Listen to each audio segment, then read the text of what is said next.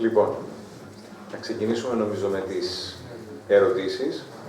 Ένα θέμα με τον ήχο, οπότε ίσως πρέπει να επαναλαμβάνω την ερώτηση. Ελεύθερα. Όποιος θέλει να ρωτήσει, να σχολιάσει κάτι. Παρακαλώ. Ευχαριστώ να κάνω την αρχή. Πήρα κάποιες σημειώσεις εδώ στο κινητό μου. Έχω κάποιες ειδικές ερωτήσεις και εννοώ συγκεκριμένα σε κάποιους από τους ομιλητές και μια ερώτηση που αφορά και τους τρεις ως επιστήμονες. Καταρχάς, θα ήθελα από τον κύριο Δημητρίου να μας διευκρινίσει τη φράση «πέραν των αισθήσεων» που έχετε χρησιμοποιήσει. Έχουμε 5 αισθήσεις. Όταν μιλούμε για αισθήσεις πέραν των 5 αισθήσεων μας, τι ακριβώς εννοείται? Το είπατε όταν αναφερθήκατε στον Αριστοτέλη. Θέλετε να τα πάρουμε ένα-ένα, για να συνεχίσουμε? Η απάντηση είναι πάρα πολύ απλή. Δηλαδή, απόψεις της πραγματικότητας, τις οποίες οι αισθήσεις μας δεν μπορούν να συλλάβουν. Για παράδειγμα, τα στοιχειώδη σωματίδια, τα μόλια, ξέρω εγώ, δεν μπορούμε να τα δούμε. Μέχρι τον Δημόκριτο δεν υποψιαζόμαστε την ύπαρξη. Αυτό εννοώ. Ότι και η επιστήμη σήμερα, το DNA, ποιος φανταζόταν ότι έχουμε κύτταρα μέσα στα οποία υπάρχουν εκατομμύρια, δισεκατομμύρια σωματίδια, κάποιο από τα οποία έχει πληροφορία για το πώς θα σχηματιστεί το σώμα. Αυτό εννοώ. Δηλαδή πραγματικότητες, απόψεις του κόσμου, που είναι εξίσου υπαρκτές με εκείνες τις οποίες οι αισθήσεις μας συλλαμβάνουν, χρώματα, αντικείμενα, ξέρω εγώ. Αλλά όμως δεν μπορούσαμε καν να τις υποψιαστούμε και αρχίζει η πορεία προς την κατανόηση του κόσμου σε αυτό το επίπεδο από τη στιγμή που ο Δημόκριτος, για παράδειγμα, για πρώτη φορά μιλάει περί ατόμου. Η πορεία της φυσικής από εκεί συνεχίζεται μέχρι τις μέρες μας σε αυτή τη γραμμή. Δεν εννοώ εξωαισθητικά φαινόμενα, ξέρω εγώ, απόψεις του κόσμου, οι οποίες είναι πέραν της χωρίς βοήθεια πρόσβασης των αισθήσεων. Τα μικρόβια τα βλέπουμε σήμερα, αλλά θέλουμε μικροσκόπια. Ξέρω εγώ, τα σωματίδια τα βλέπουμε, αλλά θέλουμε τη μηχανή του ΣΕΡ. Θα μπορούσαμε να το ίδιο και ας πούμε με το τηλέφωνο, τα χήματα του τηλεφώνου που θέλουμε τηλέφωνο για να μπορέσουμε να πιάσουμε. Ναι, όλα αυτά. Υπάρχουν αυτή τη στιγμή εδώ πέρα, απλά δεν τα... Ακριβώς, ναι. Ναι, αλλά βεβαίως μιλούμε για το φυσικό κόσμο πάντα, διότι υπάρχει και η διαίσθηση, την οποία επικαλούνται οι άνθρωποι της πίστης, για παράδειγμα, αναφερόμενοι σε έναν υπερφυσικό κόσμο. Εγώ ήθελα να διευκρινίσω αν μιλούμε για το φυσικό πάντα κόσμο. Και το πέραν των αισθήσεων δεν έχει να κάνει με κάποιον κόσμο υπερφυσικό. Δεν ήταν της ημέρας η συζήτηση, όχι προφανώς, διότι έχουμε τον εγκέφαλό μας, ο οποίος παράγει σκέψη, νου, μέσα από μια αλληλουχία ηλεκτροχημικών γεγονότων, έτσι. Και η διάσταση δεν είναι τίποτα άλλο παρά ένα είδος αλληλουχίας ηλεκτροχημικών δεδομένων, τις οποίες τα μονοπάτια στον εγκέφαλο δεν είναι καλά γνωστά.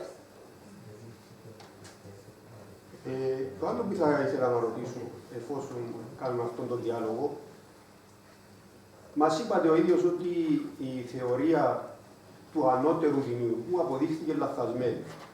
Δεν είπε αυτό. Να είμαστε ακριβείς. Μπορεί να είναι λαθασμένη, αλλά δεν είπε αυτό. Εκείνο το οποίο είπα είναι ότι οι θεωρίες δημιουργίας όλων των μέχρι σήμερα γνωστών θρησκειών, σύμφωνα με την επιστήμη, είναι προφανώς λάθος. Αυτό είπα. Δεν είπα ότι αποδείχθηκε. Υπάρχει ενδεχόμενο να είναι και σωστές. Δεν ξέρω. Δεν είπα αυτό. Όχι. Και επίσης δεν είπα αυτό. Είμαι πολύ προσεκτικός, νομίζω τα ελληνικά μου είναι καλά. Είπα ότι οι θεωρίες δημιουργίας των θρησκειών δεν στέκουν σύμφωνα με ό,τι πιστεύουμε για την επιστήμη. Επομένως, εγώ θα διαλέξω την θεωρία της εξέλιξης του Δαρβίνου ως εξήγηση για το πώς διαμορφώθηκε ο άνθρωπος, από την διάρκεια όπως την έχουμε στην Παλαιά Διαθήκη, σύμφωνα με την οποία είπε ο Θεός αυτά που είπε την πρώτη μέρα, τη δεύτερη, την τρίτη, ξέρω εγώ, και φτάσαμε στον άνθρωπο. Θα διαλέξω την πρώτη θεωρία. Αλλά δεν θα τοποθετηθώ θεωρητικά στο θέμα. Έχουμε ιερέα εδώ, ο οποίος μπορεί να τοποθετηθεί θεωρητικά ή άλλος. Δεν θα τοποθετηθώ εγώ θεωρητικά. Παρόλο που δεν έχω δυσκολία να το κάνω, ανάγκη της ώρας. Εντάξει, δεν συμφωνώ ότι δεν είναι της ώρας, αλλά να μην το συνεχίζω. Ναι, δεν έχω πρόβλημα. Μπορούμε να τοποθετηθούμε κοινωνικά ή φιλοσοφικά, όχι κατά ανάγκη θεολογία, αλλά να μην το κάνουμε. Αναφερθήκατε επίσης, χρησιμοποίησα μάλλον τη λέξη αναπαραστάσεις. Ναι. Και εγώ ως γονιός,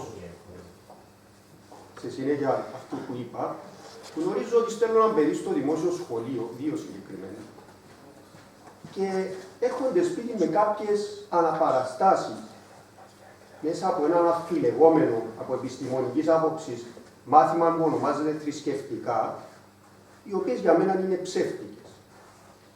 Okay. Η μια είναι ξεκάθαρα ότι είμαστε δημιούργημα Θεού, η άλλη είναι ότι γίνονται θαύματα. Η κόρη μου πριν 2 μέρες έμαθε για το θαύμα του Απόστολου Ανδρέα, το θαύμα της Αγίας Μαρίνας κλπ. Και όμως αυτό το πράγμα γίνεται μέσα από ένα εκπαιδευτικό σύστημα, στοχευμένα, δικτατορικά, γιατί δεν σου δίνει την επιλογή να πεις όχι. Έτσι. Όχι. Έχω προσπαθήσει και έχω και επιστολή να μας θέλετε, να σας τη στείλω άμα θέλετε, για να δείτε αν μας τη δίνει ή όχι. Και χωρίς παράλληλα να διδάσκει μία άλλη άποψη, όπως αυτή της θεωρίας της εξέλιξης του Δαρβίνη. Και παίρνει τα παιδιά από την ηλικία των 6, κατηχώντας τα για μένα ξεκάθαρα σε ένα συγκεκριμένο δόγμα. Ως εξελικτικοί επιστήμονες και εσείς. Από ποιο νωρίς, πριν τα 6. Ωραία. Ναι, είναι από τον Ιγιαγωγείο. Και ρωτώ 2 εξελικτικούς επιστήμονες. Πόσο επηρεάζει αυτό τα παιδιά, να τους γεμίζουν δηλαδή, το λέω ξεκάθαρα, το μυαλό με ένα Θεό από την ηλικία των 5 ή 6 και αν μπορούν σε κάποια στιγμή της ζωής τους να απαλλαγούν από αυτόν τον ψεύτικο κόσμο που δημιουργείται. Τον κόσμο των θαυμάτων, της ύπαρξης του Θεού σε έναν υπερφυσικό κόσμο, του δημιουργού. Θέλω να μάθω πόσο επηρεάζονται τα παιδιά. Προφανώς επηρεάζονται. Προφανώς επηρεάζονται. Όμως, από ό,τι ξέρω, εάν ο γονιός έχει αντίρρηση, μπορεί να επιλέξει να μην. Έτσι ξέρω. Κύριε Δημητρίου, αν μου επιτρέπετε, επειδή ακριβώς το έχω χειριστεί και δημοσιογραφικά, θεωρητικά υπάρχει η επιλογή. Πρακτικά, ίσως και ο εκπρόσωπος του Υπουργείου Παιδείας μπορεί να μας απαντήσει, υπάρχουν προβλήματα με αποτέλεσμα πολλοί γονείς οι οποίοι ζητούν αυτό το πράγμα, το αίτημα τους να μην ικανοποιείται και να προσκρούει σε μία αντίδραση από το σχολείο η οποία είναι κάθετη και η οποία σημαίνει το τέλος αυτής της πορείας. Ναι, άρα υπάρχει το πρόβλημα με πάρα πολλούς λίγους γονείς και θα ήθελα λίγο να πω κάτι σε αυτό, γιατί μου φαίνεται ότι έχει ένα ενδιαφέρον, γιατί θα μπορούσε να το πάει κανείς και αντίστροφα. Δηλαδή, άμα διδάσκονται στη σχολεία εξελικτική θεωρία, θα μπορούσε κάποιος γονέας να πει: κοίταξε να δεις, εγώ πιστεύω στο Θεό και δεν θέλω το παιδί μου να ακούει όλα αυτά τα αιρετικά και κακά άσχημα και επιλέγω να μην πάει. Άρα, μάλλον ίσως μια διαφορετική άποψη θα ήταν ότι τουλάχιστον ένα παιδί σε πιο νεαρή ηλικία θα ήταν ίσως καλό να γνωρίζει και τα δύο. Δηλαδή να έχει και επαφή επιθυμία. Δηλαδή, αν το πάμε δογματικά και λέμε όχι, αυτό δεν είναι. Και νομίζω ότι δεν είναι τόσο και σωστό να πω ότι αυτό που πιστεύω εγώ πρέπει να το επιβάλλω κι αλλού. Δηλαδή, ας πούμε τώρα π.χ. στην Κύπρο, η συντριπτική πλειοψηφία νομίζω του πληθυσμού πιστεύει στο Θεό, πιστεύει στο χριστιανικό δόγμα. Αυτό είναι οκ. Υπάρχει κάποια εξήγηση, υπάρχει δεν ξέρω εγώ. Έτσι είναι. Επειδή εγώ δεν πιστεύω στο Θεό, δεν πρέπει να το επιβάλλω και να πω ότι όχι, πρέπει να κάνουμε αυτό, δεν πρέπει να κάνουμε το άλλο. Άρα, μια ίσως άλλη προσέγγιση θα ήταν ότι κοίταξε να δεις ότι Εντάξει, αφού αυτό πιστεύουμε στην πλειοψηφία είναι κάτι που μπορεί να ενταχθεί στα σχολεία, αλλά μπορούμε να δούμε όμως και την άλλη πλευρά, ας πούμε, όπως είναι και ο Δαρβινισμός, η θεωρία του Δαρβίνου. Δηλαδή δεν πρέπει να το πω εγώ που δεν πιστεύω αυτό να βγει, εγώ πιστεύω το άλλο, όχι. Μάλλον έτσι πλέον όπως το σκέφτομαι. Καθηγητής Φεντουράκης, θέλουμε να πει κάτι. Αν μου επιτρέπετε να παρέμβω και εγώ λίγο σε αυτό, έχω μια λίγο διαφορετική αντίληψη από αυτή που είπε ο Μενέλαος τώρα. Βέβαια, το όλο ζήτημα είναι ιστορικό. Δηλαδή, όλα αυτά είναι μια ιστορική διαδικασία των κοινωνιών, οι οποίες ακολουθούν μια πορεία, αλλάζουν στον χρόνο. Είναι ένας αγώνας, να το πούμε έτσι, διαφόρων δυνάμεων, κοινωνικών, τάσεων κτλ. Προφανώς η επιστήμη προσφέρει την διέξοδο της γνώσης. Και όσο την διδάσκουμε, όσο περισσότερο τη διδάσκουμε, ελπίζουμε ότι περισσότεροι άνθρωποι θα αποκτούν μια ορθότερη, να το πω έτσι, αντίληψη για το φυσικό κόσμο και θα αποφασίσουν το τι θέλουν να πιστεύουν, τι θέλουν να θεωρούν ως κάτι αληθινό. Η επιστήμη το κερδίζει αυτό το πράγμα έτσι κι αλλιώς θέλοντας και εμείς, καταρχάς με τις πρακτικές μας εφαρμογές. Δηλαδή, αν πάρετε ένα παιδί και του δώσετε ένα κινητό τηλέφωνο, ας πούμε, και προσπαθήσετε να του εξηγήσετε πώς λειτουργεί το κινητό τηλέφωνο, θα του πείτε ότι κοιτάξτε να δεις, αν αυτά που σας λέγανε εμείς θα τα πρόσθετε κάποιες θεωρίες, δεν θα λειτουργούσε αυτό το τηλέφωνο. Το τηλέφωνο λειτουργεί όμως. Και αυτό βασίζεται σε συγκεκριμένες αρχές της φυσικής κτλ. Αντίστοιχα πράγματα ισχύουν και στη βιολογία. Έτσι, κάποια παραδείγματα, το γιατί είναι έτσι η αγελάδα, γιατί είναι έτσι ο άνθρωπος, γιατί είναι αυτό το πράγμα έτσι, δεν έχει νόημα διαφορετικά. Μόνο αν μέσα στην εξελικτική θεωρία αποκτά νόημα το γιατί είναι έτσι τα πράγματα όπως είναι. Και με καμία άλλη θεωρία, και είμαι απόλυτος σε αυτό. Όμως, το τι θα διδάσκουμε στα παιδιά στα σχολεία είναι μια κοινωνική απόφαση. Και πολιτική και κοινωνική. Έτσι, πιστεύω εγώ προσωπικά ότι η επιστήμη είναι στα κοσμικά κράτη είναι εκ των όνων κάνευ. Δεν τίθεται ζήτημα το αν θα την διδάσκουμε. Δεν είναι ισότιμη με οποιαδήποτε άλλη πεποίθηση. Διαφορετικά δεν θα πρέπει να διδάσκουμε φυσική, δεν θα πρέπει να διδάσκουμε χημεία μόνο, θα πρέπει να διδάσκουμε και ένα σωρό άλλες θεωρίες ή απόψεις περί του φυσικού κόσμου που ξεφεύγουν από τις γνώσεις της φυσικής κτλ. Εκεί κανείς δεν φέρνει αντίρρηση. Γιατί παράδοξος μόλις φτάνουν στη βιολογία και στην εξέλιξη ότι έχουν άποψη και έχουν εναλλακτικές θεωρίες. Είναι παράλογο. Έτσι και η βιολογία είναι μια επιστήμη, η οποία είναι σκληρή επιστήμη, έχει δεδομένα συγκεκριμένα κτλ. Πειράματα, επιβεβαιώσεις κτλ. Έτσι λοιπόν, το αν θα διδάσκονται ή όχι τα θρησκευτικά είναι το ζήτημα. Σε ένα κοσμικό κράτος δεν είναι το ερώτημα αν θα διδάσκουμε την εξελικτική θεωρία και τη βιολογία. Το αν θα διδάσκουμε τα θρησκευτικά είναι το ερώτημα. Και εκεί προφανώς τώρα κάποια κράτη μέσα σε μια ιστορική διαδικασία που ακόμη υποτίθεται ότι είναι κοσμικά, αλλά δεν είναι στην πραγματικότητα, έτσι, έχουν υποχρεωτικά τα θρησκευτικά στα σχολεία. Ενώ κατά τη δική μου αντίληψη, εγώ θα καταλάβαινα το λογικό και το αυτό που συνάδει με την ελευθερία του πνεύματος και την ελευθερία των ανθρώπων κτλ. Είναι ότι όταν πρόκειται για πράγματα που βασίζονται σε πίστη και όχι στην κοινά αποδεκτή γνώση, είναι θέμα προσωπικό του καθενός του τι θα κάνει. Ας φτιάξουν οι εκκλησίες ή όλα τα δόγματα δικά του σχολεία ή ξέρω εγώ δικά του κατηχητικά οτιδήποτε και ας διδάσκονται εκεί τα δόγματα. Αν θέλουμε πάλι σε ένα επίπεδο ιστορικό να διδάσκουμε την θρησκειολογία και να διδάσκουμε τη ιστορία των θρησκειών κτλ. Εντάξει, και αυτό είναι ένα κομμάτι της ιστορίας της ανθρωπότητας, θα μπορούσαμε και αυτό να το διδάσκουμε, αλλά σε επίπεδο ιστορικό. Έτσι, αυτή είναι η άποψή μου και δεν είναι θέμα του τι πιστεύω. Έτσι, εκεί θα διαφωνήσω με τον Μενέλαο. Στην επιστήμη δεν πιστεύουμε τίποτα, γνωρίζουμε. Έτσι, άλλο πράγμα το πιστεύω και άλλο το γνωρίζω. Έτσι, στην επιστήμη δεν θέλουμε να πιστεύουμε. Εγώ δεν πιστεύω στην εξέλιξη. Δεν την πιστεύω. Γνωρίζω ότι είναι αληθινή.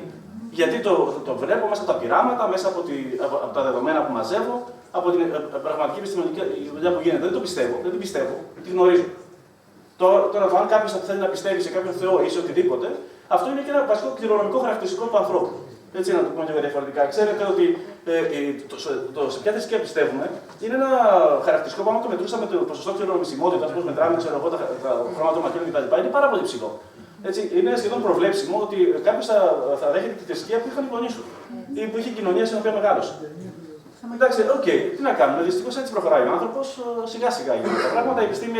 Η σύγχρονη επιστήμη, η πολύ καλά τεκμηριωμένη επιστήμη, έχει μια πολύ πρόσφατη ιστορία. Είναι 150 ετών το πολύ, έτσι, 200 ετών δεν είναι παραπάνω. Έτσι, να το λέμε υπόψη μας, είναι πολύ πρόσφατο πράγμα. Σταδιακά επεκτείνεται. Εκτός και αν γυρίσουμε πίσω αυτά που γίνεται με το φανατικό Ισλάμ. Ως προς το ερώτημά σου, δηλαδή τι θα γίνει, απαλλάσσονται από τις απόψεις αυτές τα παιδιά. Είναι πολύ περιπλοκό το ζήτημα αυτό. Συνήθως ναι. Γίνονται συνήθως ναι και ο κόσμος γίνεται όλο και πιο κριτικός. Βέβαια υπάρχουν απόψεις οι οποίες παραμένουν και παραμένουν ως μέρος, αν θέλεις, όλων των θεωριών ερμηνείας του κόσμου που παραμένουν στην ιστορία της ανθρωπότητας, παρόλο που ξέρουμε ότι είναι λάθος. Γιατί πολλοί δεν μπορούν να πάνε στο τελευταίο επίπεδο κατανόησης του κόσμου. Έτσι. Να πω ένα ανέκδοτο, πάλι μου αρέσει να λέω ανέκδοτα από τη σχέση μου με τα εγγόνια. Ο μεγάλος μου εγγονός είναι 6 χρονών. Περνούσε από χτες έξω από μια εκκλησία, έβαλε το σταυρό. Μου λέει, παππού, εσύ δεν έκανες το σταυρό σου. Του λέω, εγώ δεν κάνω το σταυρό μου όταν περνώ έξω από μια εκκλησία. Μου λέει, όμως, δεν φοβάσαι ότι θα σου πει κάτι κακό. Του λέω ότι δεν φοβάσαι ότι θα πει κάτι κακό. Και έμεινε ως εκεί. Επιταχύνουμε τη διαδικασία, θα προλάβουμε όλοι να πούμε. Μου δίνεις την άλλη κάτι τώρα. Και άλλες βέβαια. Πάντως πρέπει να κάνουμε μια διόρθωση για να μην είμαστε πολύ άδικοι. Σήμερα είχαμε μια συνάντηση στο Υπουργείο Παιδείας με τον Πάτερ Δημήτριο και τον Κώστα Τοκοφιάδη, που είναι και στο Ακροατήριο κτλ. Στην ομάδα αναλυτικών προγραμμάτων βιολογίας. Και στα νέα αναλυτικά προγράμματα βιολογίας που σχεδιάζονται για να αρχίσουν να διδάσκονται από τον χρόνο και του παραχρόνου κτλ., η εξελικτική θεωρία θα αποτελεί ένα κομμάτι. Έτσι, δηλαδή, εντάξει, να μην είμαστε. Απλά θέλω να κάνω μια παρατήρηση του διαλόγου. Έτσι, και απλά να πω λίγο ότι, όπως και στο σχολείο, πιστεύω, διδάσκονται και άλλα πράγματα, όπως καλλιτεχνικά, γυμναστική και ό,τι καθεξής πέρα από την επιστήμη. Και πιθανόν θεωρώ ότι ο άνθρωπος έχει και άλλες ίσως ανάγκες που πρέπει να τις δει κανείς. Ας πούμε ότι τι διαπιστώνω, ότι λέει κανείς ότι κοίταξε να δεις, ωραία, εγώ δεν έχω το θρησκευτικό συναίσθημα και εντάξει, οπότε πολύ εύκολα μπορώ να απορρίπτω όλα αυτά και το καθεξής. Ναι, αλλά το θρησκευτικό συναίσθημα είναι κάτι ιδιαίτερα έντονο, πάρα πολύ, μάλλον η πλειοψηφία το βιώνει. Και δυστυχώς, όπως το έχουμε κάνει στην εξελικτική evolutionary psychology, ψυχολογία, είναι περισσότερο να λέμε είδες, ξέρω εγώ, η θεωρία, αυτά δεν είναι για μας, ξέρω εγώ, είναι άσχημα πράγματα, αντί να μελετήσουμε και να κατανοήσουμε το γιατί. Και νομίζω ότι η θρησκευτικότητα είναι κάτι και σαν ίσως και ανάγκη, είναι κάτι που το βιώνει ο άλλος. Αλλά δεν μπορώ εγώ έτσι εύκολα να το απορρίψω, πρέπει και να το μελετήσω και να το εξετάσω. Νομίζω εγώ, ας πούμε. Άρα οι απόλυτες πάντα τέτοιες είναι λίγο. Κοιτάξτε, θεωρώ εγώ να κάνω ένα τελευταίο σου. Ναι, και να νομίζω όντως να κλείσουμε με το θέμα αυτό. Υπάρχει ένα άρθρο υποδημοσίευση στο περιοδικό Behavioral and Brain Sciences, το οποίο συζητά το ρόλο της θρησκείας στην εξέλιξη του πολιτισμού κατά τις τελευταίες 12.000 χρόνια. Και μέσα σε αυτό το specialism έχω και εγώ ένα άρθρο. Λοιπόν, δεν είναι της ώρας βέβαια να συζητήσουμε αυτά τα θέματα, αλλά προφανώς ήταν ένα πολύ σημαντικό μέρος της διαδικασίας εξέλιξης του πολιτισμού και του γεγονότος ότι φτάσαμε ως εδώ. Και δεν τα λέω αυτά ως θρησκευόμενος, γιατί δεν είμαι θρησκευόμενος. Από την άλλη όμως πρέπει να είναι κατανοητό ότι είναι πολύ σημαντικό φαινόμενο ψυχολογικό για το άτομο, όπως είπε ο Μενέλαος, για την κοινωνία και την ιστορία της εξέλιξης του πολιτισμού, όπως θεωρούμε, και κατά συνέπεια πολύ εύκολες αφοριστικές απόψεις και καταδίκες γίνονται το ίδιο φονταμενταλιστικές όπως μια φονταμενταλιστική προσέγγιση την οποία βλέπουμε στο Ισλαμικό κράτος, ξέρω εγώ πού. Έτσι. Θέλει πάρα πολύ προσοχή και το βέβαιο είναι ότι και ο γονιός με τις όποιες απόψεις έχει δεν έχει κανένα δικαίωμα για το καλό του παιδιού του να το θέσει εκτός της διαδικασίας κοινωνικοποίησης του. Έτσι, επομένως, να είστε πάρα πολύ προσεκτικοί σε αυτά τα πράγματα, γιατί πέρα από τις δικές σας τις απόψεις υπάρχει ένα αυτόνομο άτομο το οποίο εξελίσσεται και θα πρέπει να είναι ενταγμένο και στο κοινωνικό, και στο ιστορικό, και στο πολιτιστικό του πλαίσιο. Και επομένως, εγώ έτσι το βλέπω ως κοινωνικός επιστήμονας. Το οποίο αλλάζει. Λοιπόν, να πάμε με τη σειρά. Διάλογος ψάλτης, διδάκτορ επαγγελματικών σπουδών στην εκπαιδευτική διοίκηση. Νομίζω το πρόβλημα για το θέμα που έχουμε συζητήσει, βέβαια είναι εξαιρετικά ενδιαφέρον, αλλά έγινε στο γεγονός ότι αντιμετωπίζουμε το θέμα διαδικά. Δηλαδή είτε. Η άποψη δικιά μου ως εκπαιδευτικός και ακαδημαϊκός είναι ότι αυτά μπορούν να συνυπάρξουν υπό ποια έννοια. Με την έννοια ότι η πίστη είναι κάτι το διαφορετικό από την επιστήμη, επομένως δεν θα προσπαθήσουμε να την αποδείξουμε, αλλά το πρόβλημα με τα θρησκευτικά στα σχολεία μας είναι ότι σε μεγάλο βαθμό η προσπάθεια είναι να γίνει κατήχηση και δεν είναι η θρησκεολογία. Από την άλλη, δεν μπορούμε να φύγουμε τα θρησκευτικά από τα σχολεία. Βέβαια, είπα ότι η κατήχηση είναι κακό πράγμα, γιατί έχουμε τα παραδείγματα χωρών που είχαν αφαιρέσει τα θρησκευτικά. Εξαιρετικό παράδειγμα είναι η Γαλλία, όπου για χρόνια, πάρα πολλά δεκαετίες δεν είχαν τα θρησκευτικά και τώρα με την επαναφορά τους, γιατί είδαν ότι κανένα πρακτικό αποτέλεσμα δεν είχε η απουσία του θρησκευτικού. Επομένως. Αντίθετο γίνεται στην κάρτα. Όχι. Ξέρω πολύ καλά. More secular, ναι, σας παρακαλώ μην διακόψετε. Λοιπόν, επομένως το θέμα είναι να συνδυάσουμε αυτά τα δύο και στα θρησκευτικά, να κάνουμε το μάθημα όχι γνωστικό και όχι ομολογιακό. Πιστεύω ότι εκεί είναι το πρόβλημα. Ευχαριστώ πολύ. Θα πάμε ναι. στην επόμενη ερώτηση. Ναι, θέλω να ρωτήσω για τους εκπαιδευτικούς οι οποίοι δεν πιστεύουν στη θεωρία της εξέλιξης, ιδιαίτερα δάσκαλοι του δημοτικού που διδάσκουν επιστήμη. Όταν θα ενταχθεί αυτή η εξελικτική θεωρία, πώς θα μπορέσουν να προσεγγίσουν τα παιδιά και να τους διδάξουν κάτι το οποίο δεν πιστεύουν. Είναι πολλά δύσκολο. Δεν πιστεύω τη θεωρία της σχετικότητας, ξέρω εγώ. Τι διδάσκεις. Τι διδάσκεις. Δεν τους βαρύθρας πιστεύουν, δεν ξέρω. Ακριβώς. Άρχισε ένας μαθητός μια πρώην συνάδελφος. Τα γόνατα μου μαρτυρούν το ανάποδο. Διότι, αν μπορώ να θέσω ένα μικρό θέμα εδώ τώρα, διότι έχουμε φτάσει στο 2016 και πραγματικά να υπάρχει μια αμηχανία στο όνομα του Δαρβίνου από τους ίδιους τους εκπαιδευτικούς. Αν υπάρχει στο αναλυτικό ή αν υπάρχει στο βιβλίο να έχει ένα δισέλιδο έστω, πολλοί από αυτούς να το προσπερνούν. Ναι, το προσπερνούν, εντελώς. Υπάρχει μια γενική έτσι. Δηλαδή μπορούν να... Είμαστε μια πολύ συντηρητική κοινωνία. Με ένα πολύ συντηρητικό εκπαιδευτικό σύστημα, όπου οι εκπαιδευτικοί αισθάνονται ανά πάσα στιγμή ότι παρατηρούνται και μπορούν να ελεγχθούν. Αφενός. Αφετέρου όμως, φανταστείτε τα βήματα που έγιναν όλες αυτές τις δεκαετίες. Έτσι. Δώστε το χρόνο να λύσει τα θέματα αυτά. Θα λυθούν τα θέματα. Δηλαδή, φαντάζομαι ότι στη Δανία, ας πούμε, και εκεί μπορεί να πέρασαν, που έχουν εκεί πρωτοστάτες και όλα, και μπορεί να πούμε λίγο πιο δύσκολα τα πράγματα.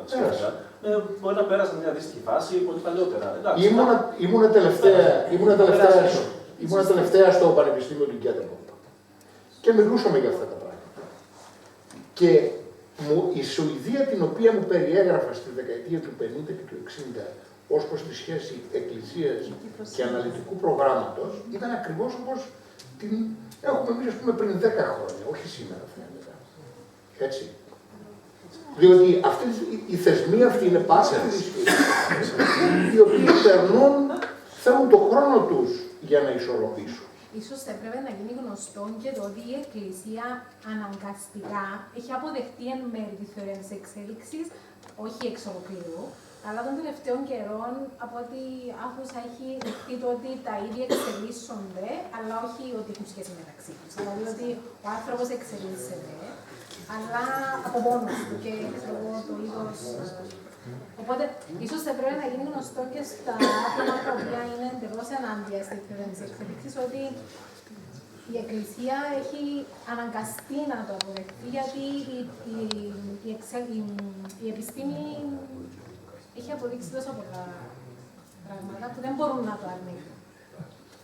Θέλω να πω... Εντάξει. Σημειώνουμε την τοποθέτηση, πάμε στο επόμενο ερώτημα για να πάμε στα υπόλοιπα όλα. Θέλω να ρωτήσω αν κατά ανάγκη το θεϊκό κομμάτι να αναιρεί το κομμάτι της επιστήμης.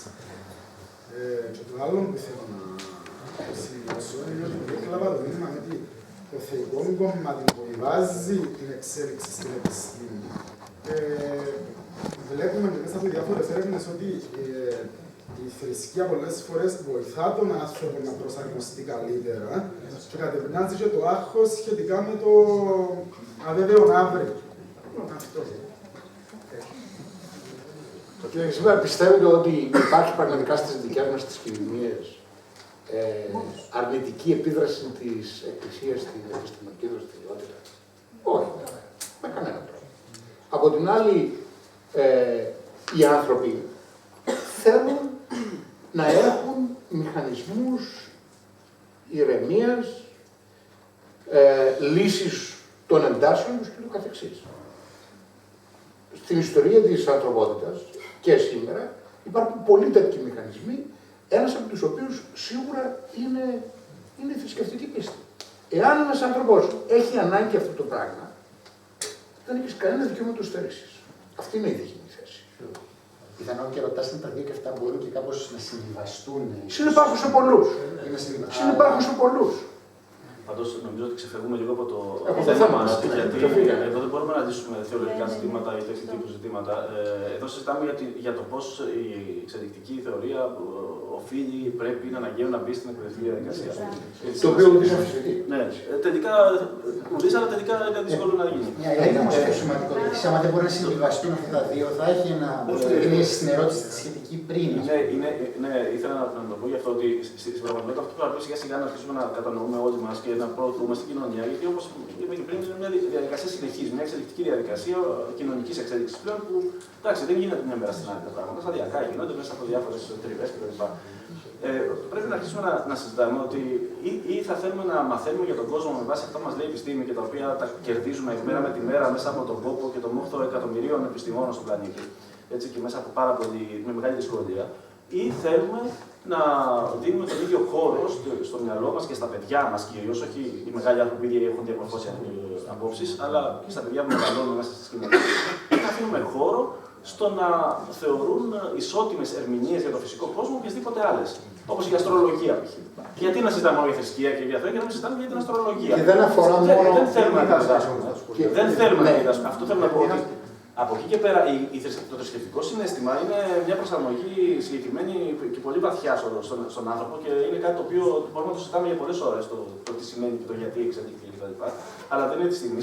Και σίγουρα δεν μπορεί κανείς να πει ότι να κάνει ότι δεν το βλέπει, ότι δεν υπάρχει. Έτσι θα υπάρχουν αυτές οι ανησυχίες, αλλά εδώ το ζήτημα δεν είναι να έρθουμε σε μια αντιπαράθεση έτσι, άμεση. Δεν είναι το ζήτημα. Το ζήτημα είναι, ωραία, προσφέρουμε την ερμηνεία του φυσικού κόσμου. Εντάξει, μέχρι τώρα όλες οι θρησκείες προσπαθούσαν να ερμηνεύσουν τον φυσικό κόσμο. Ένα κομμάτι του τι κάνανε, δεν λέω ότι είναι το μοναδικό. Έτσι, αυτό πλέον δεν υπάρχει στη θρησκεία, υπάρχει πλέον στην επιστήμη. Τελείωσε. Τώρα από εκεί και πέρα, αν κάποιο θέλει να συνεχίσει να πιστεύει σε κάποια υπερδύναμη, δεν ξέρω εγώ, είναι δικαίωμά του φυσικά. Η επιστήμη δεν επιβάλλει πράγματα. Και δεν είναι μόνο. Δεν θα με επιβάλλει. Δεν είναι μόνο η βιολογική θεωρία που ήρθε σε σύγκρουση με τη θρησκεία. Και η ψυχολογία σε διάφορες απόψεις ήρθε σε σύγκρουση. Και η φυσική ήρθε σε άλλες εποχές. Ξέρετε ότι στον τελευταίο χρόνο της ζωής του ο Φρόιντ ήταν στο Λονδίνο. Το τελευταίο βιβλίο που έγραψε ήταν ο πατέρας Μωυσής και η μονοθεϊστική θρησκεία. Όπου είναι μια έντονη κριτική εναντίον του Ιουδαϊσμού, Εβραίος ο ίδιος, όπου ουσιαστικά θέλει μέσα από το βιβλίο αυτό να πείσει ότι η ψυχανάλυση προτείνουν κατά έναν τρόπο τη ψυχανάλυση ως εναλλακτική της θρησκείας. Ότι η λύση της υπαρξιακής κρίσης, της υπαρξιακής αγωνίας κλπ. Που σου προσφέρει η θρησκεία δεν είναι τόσο αποτελεσματική, καταλήγει το βιβλίο, η ψυχανάλυση είναι αποτελεσματικότερη. Τον επισκέφθηκε τον Φρόιντ, ο μεγάλος ραββίνος του Λονδίνου, και του ζήτησε να μην δημοσιεύσει το βιβλίο αυτό. Λάβετε υπόψη, μιλάμε για το 1939. Δηλαδή τότε που ο Χίτλερ είχε επικρατήσει στην Γερμανία και ο δεύτερος παγκόσμιος πόλεμος άρχισε με τις διώξεις των Εβραίων. Και του ζήτησε ότι μην βάλεις και εσύ άλλο ένα λιθαράκι σε αυτές τις επιθέσεις που γίνονται εναντίον του Ιουδαϊσμού. Και ο Φρόιντ είπε η επιστήμη πάνω απ' όλα και το δημοσίευσε το βιβλίο. Έτσι. Είναι πολύ πιο περίπλοκο το πράγμα και έχει να κάνει με όλες τις επιστήμες οι οποίες στην πορεία ήρθαν σε σύγκρουση με διάφορες μορφές ισχύως και διαχείρισης του κόσμου, μία από τις οποίες ήταν η θρησκεία και η Εκκλησία. Αν πάτε στο Πανεπιστήμιο της Ουψάλα, θα δείτε πανεπιστημίου δεσπόζει ένας λόφος. Και στο λόφο απάνω είναι ένα κανόνι. Και το κανόνι αυτό, ο βασιλιάς, διέτασε πού θα στραφεί ανάλογα με τις απειλές του. Και μια φάση έλεγε να στοχεύει τον ναό απέναντι και στην άλλη φάση έλεγε να στοχεύει το πανεπιστήμιο. Έτσι. Επομένως, δηλαδή ακόμα και τη συζήτηση που κάνουμε ως προς τη διάσταση μεταξύ θρησκευτικής διδασκαλίας περί προέλευσης του κόσμου ή ξέρω εγώ του ανθρώπου και της εξελικτικής βιολογίας, θα πρέπει να ξέρουμε ότι είναι πολύ περίπλοκο το πράγμα και αυτό είναι ένα μόνο κομμάτι αυτής της σύγκρουσης ανάμεσα σε θεσμούς και παραδόσεις του ανθρώπινου πολιτισμού στη διαδρομή όχι των αιώνων, των πολλών χιλιετιών και των πολλών δεκάδων χιλιάδων χρόνων. Είναι πολλές ερωτήσεις, οπότε πάμε για να τις προλάβουμε με τη σειρά που υποβλήθηκαν. Πάω πρώτα εκεί και μετά σε ένα με την μεταχώριση. Ένα σύντομο σχόλιο και μια πρόταση, αν θέλει. Στην κυπριακή πραγματικότητα νιώθω ότι υπάρχει ένα παράδοξο. Το παράδοξο είναι ότι πολλοί κόσμος αντιτίθεται στην θεωρία της εξέλιξης, αλλά στην πράξη πραγματικά κατανοεί την θεωρία της εξέλιξης. Δηλαδή νιώθω ότι δημιουργούμε στον κόσμο μια άμυνα, γιατί με το που ακούει η θεωρία της εξέλιξης θεωρεί είμαι πίθηκος, κατάγομαι από τον πίθηκο κτλ. Διάφορες τέτοιες βαρύτητες, διάφορα τέτοια τύχη, χωρίς όμως να έχει πραγματική κατανόηση της θεωρίας και της ομορφιάς της θεωρίας.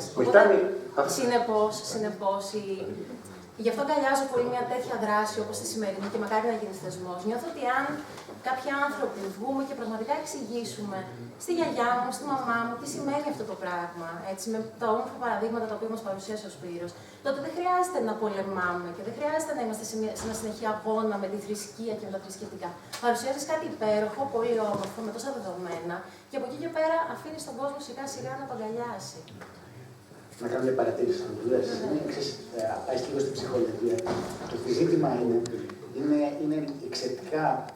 Αν και το κάνουμε αυτόματα, δηλαδή εγώ βάζω τον εαυτό μου στη δική σου θέση και το λέω εν συναίσθηση.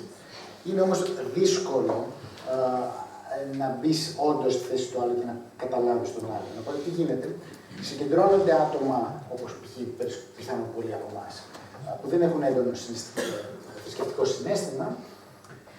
Και προσπαθούν και σκεφτόμαστε λίγο όπως σκέφτεσαι εσύ, ας πούμε. Εγώ λένε ότι έτσι πρέπει, κάπως έτσι σκέφτονται οι άλλοι. Οπότε, άμα το εξηγήσω, μπορεί να καταλάβει. Πιθανόν το ίδιο θα σκεφτεί και ο άλλος, μάλλον. Έτσι, άμα δει το πραγματικό, ας πούμε, νιώσει το Θεό γι' αυτό, θα καταλάβει όλα αυτά την αγγλική και θα έρθει μπροστά μου. Οπότε, τι γίνεται, ποιο είναι το πρόβλημα αυτό. Το πρόβλημα λοιπόν καταλήγει στο εξής, λένε όχι αυτό.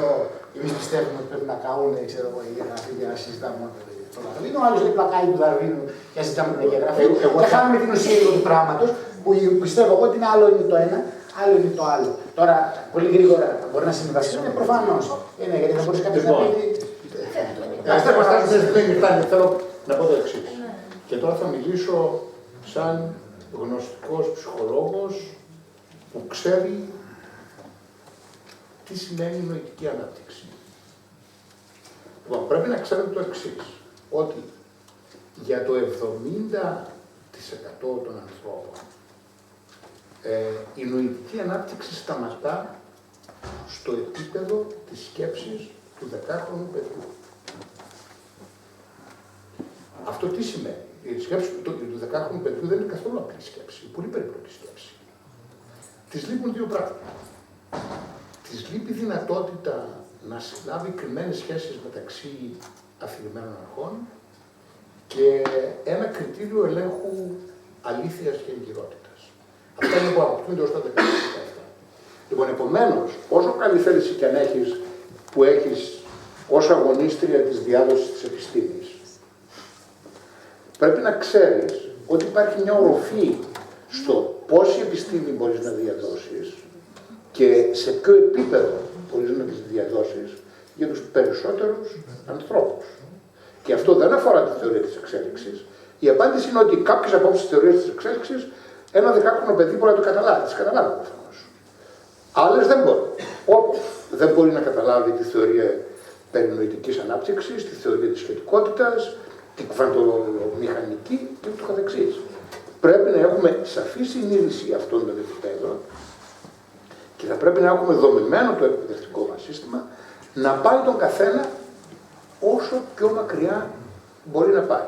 Τώρα, δεδομένου ότι οι θεσμοί πολλές φορές υπερβαίνουν τους ανθρώπους ως άτομα και προηγούνται οι θεσμοί και έρχονται τα άτομα να αναπαράγουν τους θεσμούς μετά από εκατονταετίες, μπορεί μετά από 500 χρόνια οι επιστημονικές αυτές έννοιες, όπως είναι η θεωρία της εξέλιξης, η κβαντομηχανική, αυτά που ξέρουμε σήμερα για τον εγκέφαλο και το καθεξής, να έχουν τόσο πολύ, μέσα στα εισαγωγικά το βάζω, ιδρυματοποιηθεί και έχουν γίνει τόσο πολύ γενικό κτήμα που ο κάθε άνθρωπος θα μπορεί να τις καταλάβει και να τις χρησιμοποιήσει. Όπως σήμερα, πολύ περισσότερα πράγματα, πολύ περισσότεροι άνθρωποι κατανοούν από την επιστήμη, αν τους συγκρίνουμε με τους ανθρώπους πριν από 500 χρόνια. Πήγα προχτές στην απολογία του Σωκράτη και την άκουσα στα αρχαία. Και επειδή είμαι απόφοιτος φιλοσοφικής, επίεσα τον εαυτό μου να μην κοιτάω τους υπότιτλους και ό,τι καταλάβω. Και πρέπει να πω ότι κατάλαβα περίπου όλα. Και μετά την επομένη μέρα έκατσα και διάβασα σε μετάφραση την απολογία του Σωκράτη. Γιατί? Γιατί είχα την αίσθηση ότι ο Σωκράτης ήταν πάρα πολύ φλίαρος στην απολογία του. Μπορούσε να την τελειώσει σε 5 λεπτά. Ήταν χειρουργός γύρω από το ίδιο σημείο. Και έχει την ίδια αίσθηση και όταν τη διαβάσει σε μετάφραση την απολογία του Σωκράτη. Σε όρους πανεπιστημιακούς είμαι βέβαιος ότι αν έστελνε ο Σωκράτης την απολογία του για δημοσίευση σε ένα καλό περιοδικό, δεν θα περνούσε την κρίση. Δεν το δημοσίευε κανένας σήμερα. Τι σημαίνει αυτό? Σημαίνει ότι η κάθε εποχή έχει ένα επίπεδο κατανόησης των ενιών που σχετίζεται με τη διαθεσιμότητα των θεσμών να σε εισάγουν σε αυτό. Ο Σωκράτης καλώς τα είπε όπως τα είπε τότε που τα είπε, γιατί έκανε ένα αγώνα να διαπεράσει την άγνοια των ανθρώπων περί του εαυτού τους. Αλλά σήμερα όμως, αν κάτσεις να μιλήσεις με ένα παιδάκι 5 χρόνων, σου δείχνει να κατανοεί κρυμμένες απόψεις της ανθρώπινης σκέψης, οι οποίες ήταν αδιανόητες για τους μεγάλους πριν από 50 χρόνια. Δηλαδή πρέπει να έχουμε συνείδηση αυτών των πραγμάτων. Έτσι, για να επανέλθουμε λίγο στο θέμα μας, με την ευκαιρία της παρουσίας εδώ του αγαπητού φίλου Πάτερ Δημήτρη, που παρελθόντως είναι βιολόγος και πολύ καλός μάλιστα, παρά το σχήμα. Γιατί παρά το σχήμα? Και ο Μέντελ ήταν. Ακριβώς. Μιλούμε για εξαιρέσεις. Σαφώς. Αλλά κάθε κανόνας. Όχι, κοιτάξτε, δεν μιλούμε για εξαιρέσεις. Δηλαδή, φανταστείτε πώς αναπτύχθηκε η ανθρώπινη σκέψη από το 600-700 μέχρι το 1800. Ωραία. Πριν 4 χρόνια συνόδεψα κάποια παιδιά, τους καλύτερους βιολόγους μαθητές μας, σε μια παγκόσμια Ολυμπιάδα βιολογική. Εκεί τα δοκίμια είχαν πάρα πολύ εξέλιξη. Και η δική μας βέβαια, εκεί σε αυτόν τον τομέα, η βαθμή τους ήταν ίσως η χαμηλότερη παγκοσμίως. Πρόσεξα ότι οι μαθητές από την Τουρκία, που είχαν πάρει και χρυσά, ήταν εξαιρετικοί στην εξέλιξη. Και λέω, ρε παιδί μου, τώρα αυτοί έρχονται από το ΑΚΠ του Ερτογάν και ξέρουν την εξέλιξη. Να ρωτήσω να δούμε τους συνοδούς του. Καταρχήν μου είπα, εσύ είσαι διαφορετικός από τους άλλους Κύπριους. Εκείνοι που συνόδευαν βαριά δεν μας μιλούσαν εμάς. Άλλο θέμα. Άλλο θέμα. Και μου είπα, ναι, διδάσκεται και πολύ καλά μάλιστα στην Τουρκία, του ΑΚΠ. Επειδή έχουμε μαζί μας τον Πάτερ Δημήτρη τώρα, που ξέρω ότι είναι ένας πολύ μετριοπαθής άνθρωπος, μπορεί να δουλέψει μαζί μας για να μεταφέρει αυτές τις σκέψεις στο ενδεχόμενο να διδάσκεται στο curriculum του. Μα ήδη έχουμε προχωρήσει. Ήδη έχουμε προχωρήσει. Αυτό είναι. Να πάω πίσω. Πόση ώρα βάζουμε ορίζοντας τη συζήτηση? Κανονικά πρέπει να έχουμε συζήτηση. Είναι 9 και 25, αλλά εντάξει, πόση ώρα η Γιάννα θα μας δώσει το. Πάρε ακόμα 3 ερωτήσεις και τώρα να επιτρέψετε σε μένα γιατί έχω στήσει 10 χρόνια. Νομίζω ότι με 3 ήταν λίγες γιατί είδα. Εντάξει, εν πάση περιπτώσει, πάμε πίσω στα παιδιά. Εσείς οι δύο θέλατε να υποβάλλετε ερωτήσεις και μετά θα πάω. Καλησπέρα σας. Απλά θα ήθελα να ρωτήσω αν αξιοποιώντας την Ναι, βεβαίως, θα παρακαλώ. Αλλά αξιοποιώντας τη θεωρία της εξέλιξης και την εξελικτική ψυχολογία, μπορούμε να κάνουμε κάποιες υποτυπώδεις προβλέψεις για ποιο θα είναι το μέλλον, η εξέλιξη του ανθρώπου και επίσης αν και κατά πόσο μπορούμε να επηρεάσουμε την εξέλιξή μας και του περιβάλλοντος μας, έτσι ώστε προφανώς να ενεργήσει θετικά για μας. Αλλά λάβουμε υπόψη ότι ο άνθρωπος, αντίθεση με τα ζώα, μπορεί να επηρεάσει την εξέλιξή του. Δεν είναι να ακολουθεί απαραίτητα μια αυτόματη πορεία. Και πόσο, εντάξει, σύντομα δυστυχώς τρομοκρατήσει αυτό. Μπορείς να πει ο λόγο πρώτα. Καταρχάς, εγώ αυτό που έχω να πω είναι ότι το κάνουμε. Το κάνουμε καθημερινά. Το γεγονός ότι θεραπεύουμε τις ασθένειες είναι μια παρέμβαση στην εξελικτική πορεία μας. Έτσι, το γεγονός ότι διαμορφώνουμε το περιβάλλον στο οποίο ζούμε με έναν τρόπο όσο γίνεται πιο βολικό, ας πούμε, για την καθημερινότητά μας, είναι μια παρέμβαση στον τρόπο που εξελισσόμαστε. Άρα λοιπόν το κάνουμε. Πρόβλεψη δεν μπορούμε να κάνουμε υπό την έννοια ότι πλέον η πορεία του ανθρώπου ακολουθεί κανόνες, αν πούμε για κανόνες, τέλος πάντων της κοινωνικής εξέλιξης που αρχίζουν και ξεφεύγουν αρκετά από τους κανόνες της βιολογικής εξέλιξης. Σταδιακά όλο και περισσότερο. Όχι 100%, αλλά σταδιακά όλο και περισσότερο. Όμως, ένας βασικότερος λόγος που δεν μπορούμε να κάνουμε πρόβλεψη είναι και το ότι δεν μπορούμε να κάνουμε πρόβλεψη για κανέναν άλλο οργανισμό για το πώς θα εξελιχθεί. Γιατί η εξέλιξη, όπως είπε και ο κ. Δημητρίου, είναι ένας συνδυασμός τυχαιότητας και νομοθέτειας. Υπάρχουν λοιπόν πράγματα τα οποία δεν μπορούμε να προβλέψουμε πώς θα συμβούν. Όπως έναν οργανισμό, δεν ξέρουμε ποιες μεταλλάξεις θα του συμβούν, ποια διαθέσιμη ποικιλία θα έχει για να εξελιχθεί. Δεν μπορούμε να το προβλέψουμε. Αυτό είναι λίγο πολύ τυχαίο. Έτσι, ή ξέρω κάποιες ακραίες αλλαγές στο περιβάλλον, δεν μπορούμε να προβλέψουμε ποιες θα είναι. Αυτό όμως που μπορούμε να πούμε εύλογα για το κοντινό μέλλον έχει να κάνει κυρίως με την πορεία της κοινωνίας μας και όχι με την βιολογική μας εξέλιξη. Έτσι, παραδείγματος χάρη το πώς εξέλιξε. Παρά τα αυτά, εγώ θα συμπληρώσω το Σπύρο σε δύο πράγματα.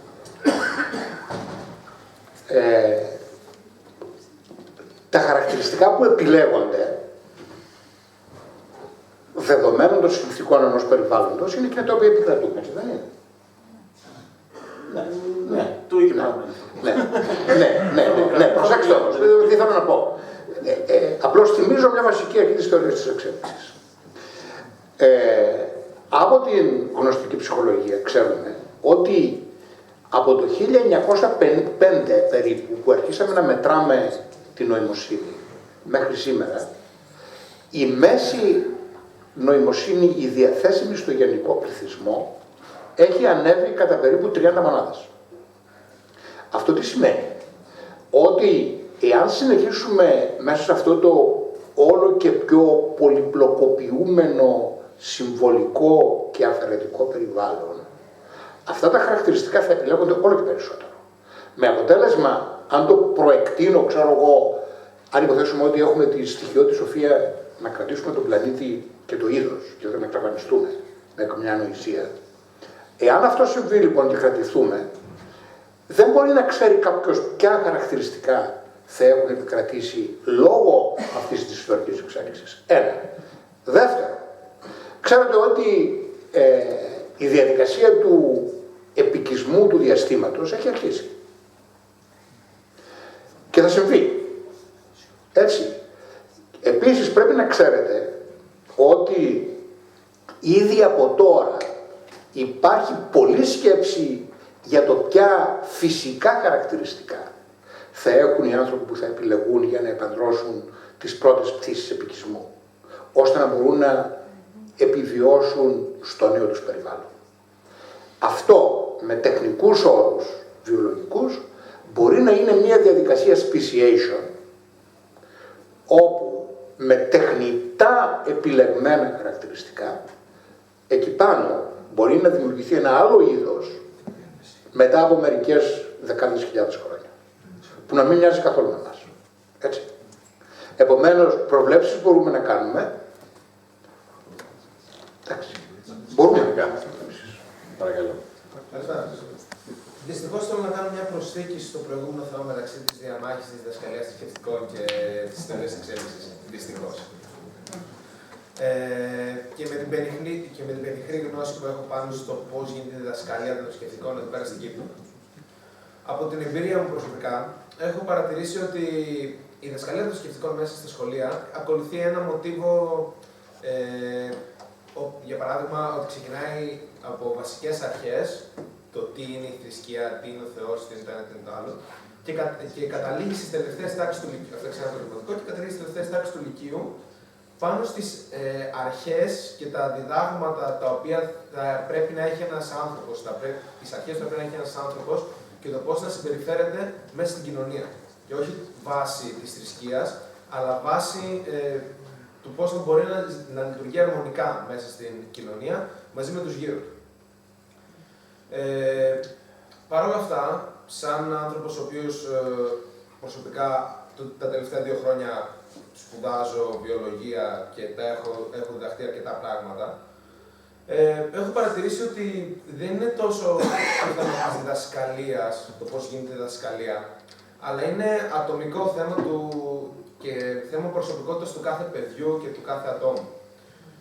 Επίσης, προσφάτως, η Ευρωπαϊκή Ένωση χαρακτήρισε το βάφτισμα των παιδιών παράνομο, καθώς δεν μπορεί ένα παιδί το οποίο δεν έχει αναπτυχθεί αρκετά, δεν έχει αναπτύξει όλη την κριτική σκέψη, να αποφασίσει κάποιος άλλος για αυτόν το θρησκευμά. Και αποτελούμε πρακτικά αποτελούμε, είμαστε πιστοί από συνήθεια, γιατί μεγαλώνουμε σαν πιστοί, γιατί οι γονείς μας έχουν μεγαλώσει σαν πιστούς, οι παππούδες μας έχουν μεγαλώσει γονείς μας σαν πιστούς και έχει ακολουθηθεί αυτή η γραμμή. Όχι, μια παρατήρηση θέλω να κάνω. Λοιπόν, μπορούμε να πάρουμε ακόμη μία ερώτηση. Η τελευταία, γιατί ο κύριος Περιμίνη έχει 2. Παρακαλώ. Εγώ, συνταξιούχος εκπαιδευτικός, επειδή εργάστηκα και σαν δάσκαλος, θέλω να πάω πάλι στα θρησκευτικά.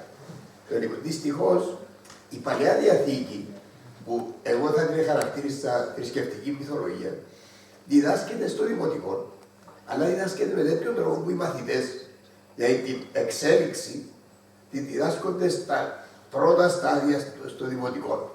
Ενώ κανονικά τα θρησκευτικά έπρεπε να μένουν στο πνευματικό επίπεδο, όπως λέει ο νεαρός πίσω, για την όλη συμπεριφορά των ανθρώπων, που μπορεί να διδάσκονται στην 6η τάξη του γυμνασίου αντί στην 6η του δημοτικού. Ενώ στο δημοτικό ακούει ακριβώς την γένεση, σαν να είναι έτσι ακριβώς όπως και την μεταφέρει ύστερα στους γονείς, οι οποίοι δεν διδάκτηκαν ούτε βιολογία του και την δέχονται σαν. Η δική μου η άποψη είναι το Υπουργείο Παιδείας δεν πρέπει να δει τα θρησκευτικά στο δημοτικό του. Να φύγει η Παλαιά Διαθήκη σαν διδασκαλία, εκτός από να μείνει σαν θρησκευτική μυθολογία, όπως διδάσκουμε την ελληνική μυθολογία. Διότι η ελληνική μυθολογία δεν λέει και πολλά διαφορετικά πράγματα από την Παλαιά Διαθήκη όσον αφορά την εξέλιξη. Άρα, αν θα μείνει σαν μυθολογία και ο μαθητής θα την παίρνει σαν μυθολογία, θα είναι εντάξει. Αλλά την παίρνει σαν δεδομένο ότι η εξέλιξη είναι τούτη. Δηλαδή, δεν δημιουργήθηκε ο Θεός από ο άνθρωπος από πυλών, δεν ξέρω τι έγινε εκεί, το δέχεται σαν δεδομένο και συνεχίζει.